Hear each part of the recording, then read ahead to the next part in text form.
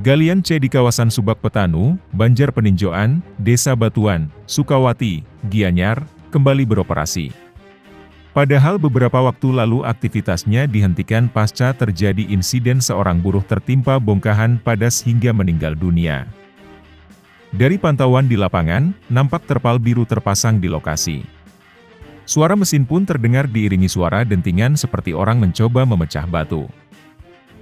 Terkait hal tersebut, Camat Sukawati I Gusti Ngurah Udayatnya mengaku akan mengecek ke lokasi bersama Satpol PP Kecamatan dan koordinasi dengan Satpol PP Kabupaten Gianyar. Pihaknya pun menegaskan jika ada sanksi tegas yang menunggu apabila galian C tanpa izin atau bodong itu beroperasi. Saat ditanya jika lokasi galian C itu sudah ditutup oleh pihak Polsek Sukawati setelah ada insiden buruh yang tewas tertimpa bongkahan padas, namun kini kembali beroperasi, ia kembali mengatakan jika hal itu akan dilaporkan ke Satpol PP. Sebelumnya diberitakan galian C di kawasan Subak Petanu, Banjar Peninjauan, Desa Batuan, Kecamatan Sukawati, Gianyar, secara resmi ditutup oleh jajaran Polsek Sukawati April 2022 lalu. Penutupan dilakukan menyusul dengan terjadinya kecelakaan kerja yang menyebabkan seorang pekerja pencari batu padas tewas akibat tertimpa bongkahan padas.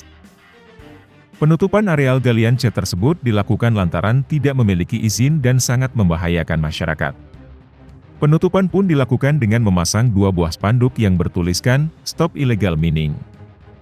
Namun sebelum ditutup, pihak kepolisian telah mengumpulkan dan mendata para pemilik lahan serta pengontrak lahan termasuk para pekerja pencari batu padas di lokasi tersebut.